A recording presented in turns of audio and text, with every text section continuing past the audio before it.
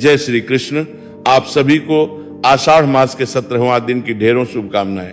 प्रिय भक्तों, पिछले 16वें अध्याय में हमने जाना कि किस प्रकार भगवान श्रीहरि की कृपा से धनपाल ने अहंकार का त्याग कर धर्म, दान और भक्ति का मार्ग अपनाया तथा अंत समय में वैकुंठ धाम को प्राप्त हुआ।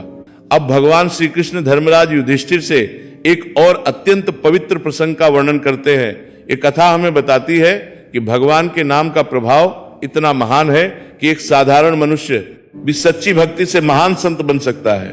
भगवान श्री कृष्ण बोले, हे धर्मराज, प्राचीन काल में नर्मदा नदी के तट पर सत्यपुर नाम का एक सुंदर नगर था। वहां सुदर्शन नाम का एक धनी वैश्य रहता था।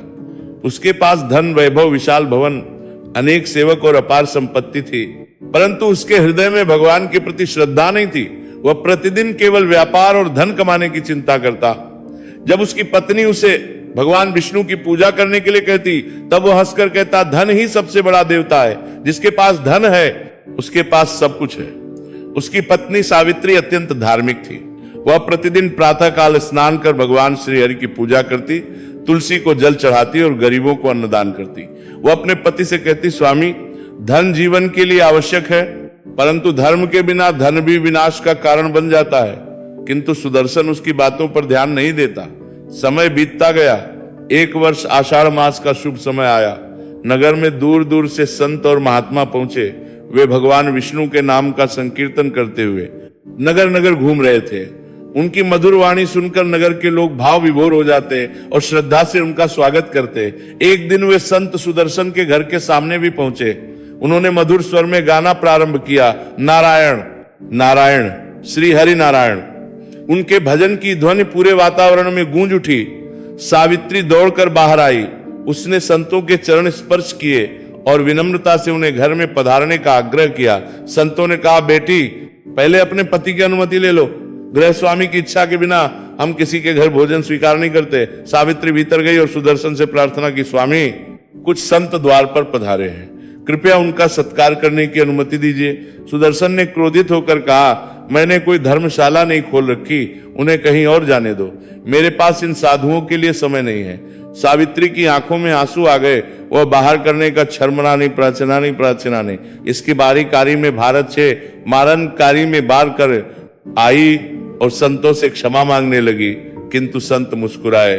उनमें से एक वृद्ध महात्मा बोले, बेटी, दुखी मत हो। आज नहीं तो कल भगवान स्वयं उसके हृदय का अंधकार दूर करेंगे।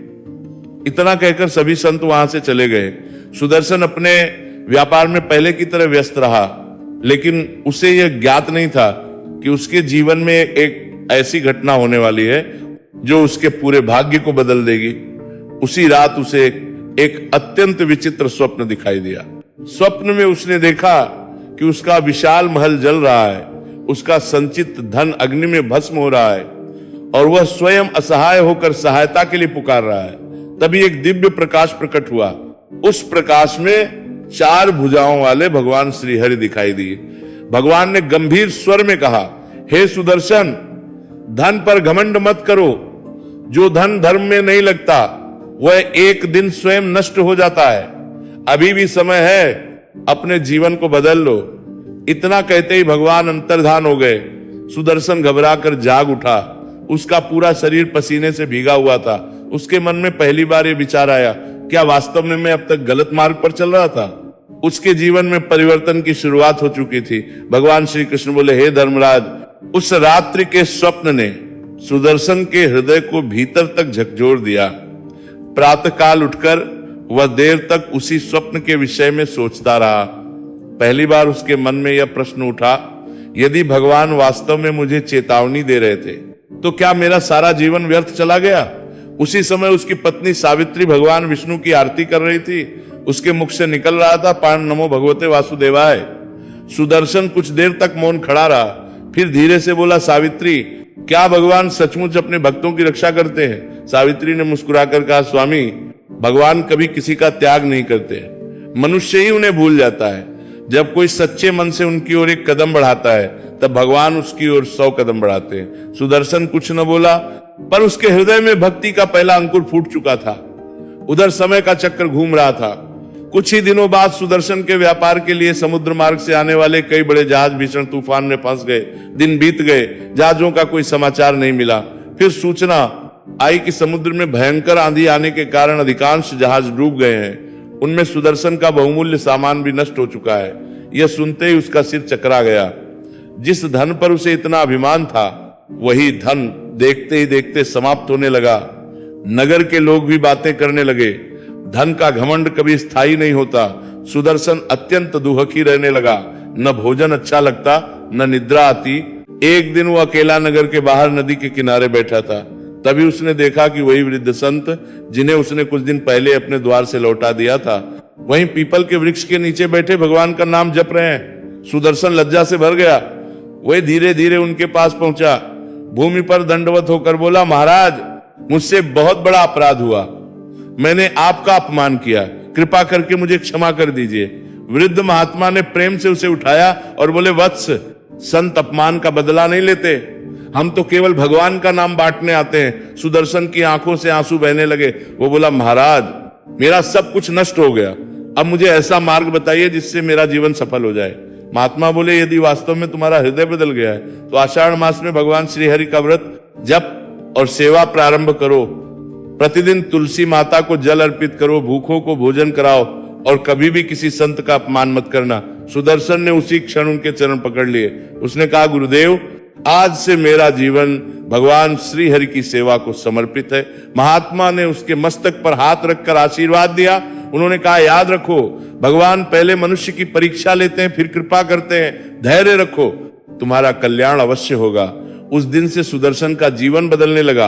वो प्रतिदिन ब्रह्म मुहूर्त में उठता, नदी में स्नान करता, भगवान विष्णु का ध्यान करता, तुलसी माता को जल अर्पित करता, अपने घर आने वाले प्रत्येक अतिथि का सम्मान करता, गरीबों को अन्नदान करने लगा, संतों की सेवा करने लगा। नगर के लोग उसके इस परिवर्तन को देखकर आश्चर्य करने लगे। जो व्यक्ति पहले केवल धन की भाषा समझता था, वही अब हर समय नारायण नारायण का जप करता रहता था। किंतु भगवान अपने भक्त की परीक्षा लिए बिना पूर्ण कृपा नहीं करते। कुछ ही दिनों बाद उसके जीवन में ऐसी कठिन परीक्षा आने वाली थी जिसमें उसके धैर्य, विश्वास और भक्ति तीनों की कसौटी होने वाली थी। भगवान श्री कृष्ण बोले, हे धर्मराज, सुदर्शन अब पहले जैसा नहीं रहा था। उसके व्यवहार में विनम्रता आ चुकी थी। जहां पहले उसके मुख से कठोर वचन निकलते थे, वहीं अब हर समय भगवान श्री हरि का नाम सुनाई देता था। नगर के लोग उसके परिवर्तन को देखकर आश्चर्यचकित थे। कुछ लोग उसकी प्रशंसा करते तो कुछ उसका उपहास उड़ाते। वे कहते, देखो, जब धन चला गया तो अब साधु बन रहा है। किंतु सुदर्शन ने किसी की बात का उत्तर नहीं दिया। वो मन ही मन सोचता, यदि मेरा अपमान सहने से भगवान प्रसन्न होते हैं तो यह भी मेरे लिए सौभाग्य की बात है। एक दिन वही वृद्ध महात्मा पुनः उसके घर आए। इस बार सुदर्शन स्वयं द्वार पर खड़ा था। जैसे ही उसने महात्मा को देखा, वह दौड़कर उनके चरणों में गिर पड़ा। उसने बड़े प्रेम से उनका स्वागत किया, चरण धोए, आसन दिया और सादर भोजन कराया। महात्मा अत्यंत प्रसन्न हुए। उन्होंने कहा, वत्स, सेवा तभी पूर्ण मानी जाती है जब उसमें अहंकार का लेश भी न हो। आज तुम्हारे भीतर वही विनम्रता दिखाई दे रही है। भोजन के पश्चात महात्मा ने सुदर्शन से कहा, कल प्रातः आषाढ़ मास की एकादशी है। यह भगवान श्री हरि की अत्यंत प्रिय तिथि है। यदि श्रद्धा से इसका व्रत किया जाए तो अनेक जन्मों के पाप भी नष्ट हो जाते हैं। सुदर्शन ने उसी क्षण संकल्प लिया, गुरुदेव, मैं पूर्ण श्रद्धा से एकादशी व्रत करूंगा। अगले दिन ब्रह्म मुहूर्त में वह जागा, नदी में स्नान किया, भगवान विष्णु का अभिषेक किया, तुलसी दल अर्पित किया, दिन भर उपवास रखा और नमो भगवते वासुदेवाय मंत्र का जप करता रहा। रात्रि में उसने भजन कीर्तन किया और भगवान की कथा सुनी। उसके हृदय में ऐसा आनंद उत्पन्न हुआ जैसा उसने जीवन में कभी अनुभव नहीं किया था। उसी रात भगवान श्री हरि ने उसकी परीक्षा लेने का निश्चय किया। प्रातःकाल एक वृद्ध ब्राह्मण के वेश में स्वयं भगवान उसके द्वार पर आए।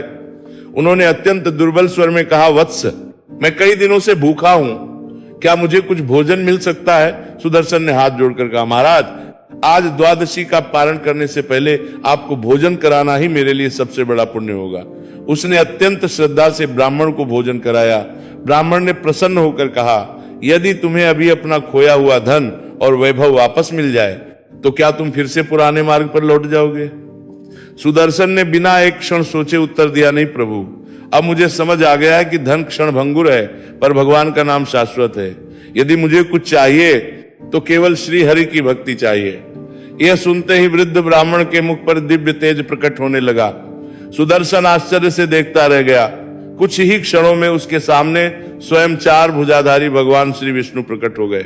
उनके हाथों में शंख, चक्र, गदा और पद्म सुशोभित थे। गरुड़ उनके समीप खड़े थे। समस्त वातावरण दिव्य प्रकाश से भर गया। सुदर्शन की आंखों से अश्रुधारा बह निकली। वह भूमि पर साष्टांग दंडवत लेट गया। कांपते हुए स्वर में बोला, प्रभु, मैं बड़ा पापी हूं, फिर भी आपने मुझ पर इतनी कृपा क्यों की? भगवान श्रीहरि मुस्कुराए और बोले, हे सुदर्शन, जो अपने अपराध स्वीकार कर सच्चे मन से पश्चाताप करता है उसे मैं कभी नहीं छोड़ता। तुम्हारा अहंकार नष्ट हो चुका है, इसलिए अब तुम मेरी कृपा के अधिकारी हो। इतना कहकर भगवान ने उसे वरदान देने का संकेत किया, लेकिन सुदर्शन ने जो मांगा उसे सुनकर स्वयं देवता भी प्रसन्न हो उठे। भगवान श्री कृष्ण बोले, हे धर्मराज, भगवान श्री विष्णु के दिव्य दर्शन पाकर सुदर्शन की आंखों से प्रेमाश्रु बहने लगे। उसका शरीर रोमांचित हो उठा। वो बार बार भगवान के चरणों में प्रणाम करने लगा। भगवान श्री हरि ने मधुर स्वर में कहा, वत्स, मैं तुमसे अत्यंत प्रसन्न हूं, मांगो क्या वर चाहते हो। सुदर्शन ने हाथ जोड़कर अत्यंत विनम्रता से उत्तर दिया, हे प्रभु, यदि आप वास्तव में मुझ पर प्रसन्न हैं तो मुझे धन, वैभव या राज्य नहीं चाहिए। मुझे केवल इतना वरदान दीजिए कि मेरे हृदय से आपका स्मरण कभी दूर न हो, जीवन के अंतिम क्षण तक आपकी भक्ति बनी रहे। भगवान श्री हरि यह सुनकर अत्यंत प्रसन्न हुए। वे बोले, वत्स, संसार में अधिकांश लोग मुझसे धन, संतान और सुख मांगते हैं, परंतु जो मेरी भक्ति मांगता है वह मुझे सबसे अधिक प्रिय होता है। फिर भगवान ने अपना कर कमल सुदर्शन के मस्तक पर रखा। उसी क्षण उसके हृदय में दिव्य शांति का अनुभव हुआ। भगवान बोले, तुम्हें भक्ति भी प्राप्त होगी और धर्म पूर्वक अर्जित वैभव भी, किंतु अब वह धन तुम्हें बांधेगा नहीं, बल्कि तुम्हारे द्वारा अनेक लोगों का कल्याण होगा। इतना कहकर भगवान अंतर्धान हो गए। सुदर्शन देर तक उसी स्थान पर बैठा भगवान के चरणों का स्मरण करता रहा। उधर कुछ ही दिनों में आश्चर्यजनक घटनाएं होने लगी। समुद्र में डूबे हुए उसके कई जहाज सुरक्षित मिल गए। जो व्यापारी उसका धन लेकर भाग गए थे, वे स्वयं लौटकर उसका धन वापस करने लगे। उसका व्यापार फिर से चल पड़ा। कुछ ही समय में वह पहले से भी अधिक संपन्न हो गया, किंतु इस बार उसके हृदय में तनिक भी अहंकार नहीं था। वह प्रतिदिन अपनी आय का एक बड़ा भाग गौ सेवा, ब्राह्मण सेवा, अन्नदान और धर्म कार्य में लगाने लगा। उसने नगर में भगवान श्री विष्णु का एक भव्य मंदिर बनवाया। उस मंदिर में प्रतिदिन हरिनाम संकीर्तन होने लगा। दूर दूर से संत और भक्त वहां आने लगे। सत्यपुर नगर धीरे धीरे धर्म और भक्ति का केंद्र बन गया। एक दिन वही वृद्ध महात्मा पुनः वहां आए। उन्होंने मंदिर देखकर प्रसन्न होकर कहा, वत्स, यही सच्चे धन का उपयोग है। जो संपत्ति भगवान की सेवा और प्राणियों के कल्याण में लगे वही वास्तव में पवित्र होती है। सुदर्शन ने विनम्रता से उत्तर दिया, गुरुदेव, यह सब आपकी कृपा और भगवान श्रीहरि के आशीर्वाद का ही फल है। यदि उस दिन आप मुझे क्षमा न करते तो मैं आज भी अज्ञान में भटक रहा होता। महात्मा मुस्कुराए और बोले, याद रखो, इसके पूरे माने पूरे माने पूरे माने माने पूरे माने पूरे। महात्मा मुस्कुराए। आषाढ़ मास केवल व्रत करने का नाम नहीं है, यह मन के परिवर्तन का महीना है। जो इस मास में अपने स्वभाव को सुधार लेता है, भगवान स्वयं उसका हाथ पकड़ लेते हैं। भगवान श्री कृष्ण ने युधिष्ठिर से कहा, हे धर्मराज, जिसने भी आषाढ़ मास में श्रद्धा, भक्ति और सेवा का मार्ग अपनाया उसका जीवन अवश्य सफल हुआ। सुदर्शन इसका प्रत्यक्ष उदाहरण है। इतना कहकर श्री कृष्ण कुछ क्षण मौन हो गए।